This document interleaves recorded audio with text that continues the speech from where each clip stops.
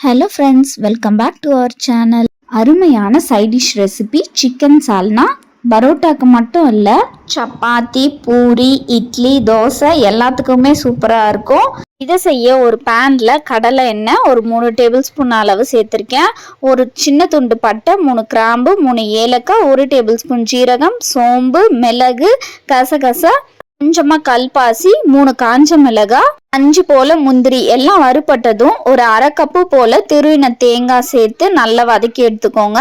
நல்லா ஒரு பேஸ்ட் மாதிரி அரைச்சி எடுத்துக்கணும். இப்போ ஒரு குக்கர்ல 2ல இருந்து 3 டேபிள் ஸ்பூன் கடலை எண்ணெய், ஒரு சின்ன துண்டு பட்டை, 2 கிராம்பு, 2 பச்சை மிளகாய், 2 மீடியம் சைஸ் வெங்காயம் இந்த மாதிரி கட் பண்ணி சேர்த்துக்கோங்க. கொஞ்சமா உப்பு சேர்த்துக்கலாம்.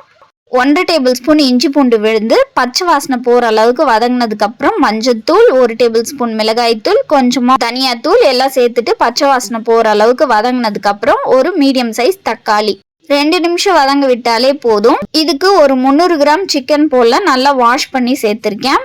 சிக்கனை சேர்த்து நல்லா ஒரு டைம் கலந்து விட்டதுக்கு அப்புறம் சிக்கன் வேகிறதுக்கான தண்ணி சேர்த்துட்டு நம்ம அரைச்சி வச்ச விழுதியும் சேர்த்துட்டு மிக்சி ஜாரில் கொஞ்சம் தண்ணி சேர்த்ததுக்கு அப்புறம் குழம்புக்கு தேவையான அளவு உப்பு சேர்த்து குக்கரை மூடி 3 விசிலுக்கு விட்டு எடுத்துடலாம். 3 விசில் வந்ததுக்கு அப்புறம் ப்ரெஷர் தானா ரிலீஸ் ஆனதுக்கு அப்புறம் ஓபன் பண்ணீங்கன்னா வீடே வாசனை வர அளவுக்கு சூப்பரா தயாராயிருக்கும். ஈஸியா கொஞ்சமா கொத்தமல்லி இலை போட்டு சர்வ் பண்ண வேண்டியதுதான். நீங்க எந்த மெயின் டிஷ்ஷோட ட்ரை பண்ண போறீங்க மறக்காம கமெண்ட் பண்ணுங்க.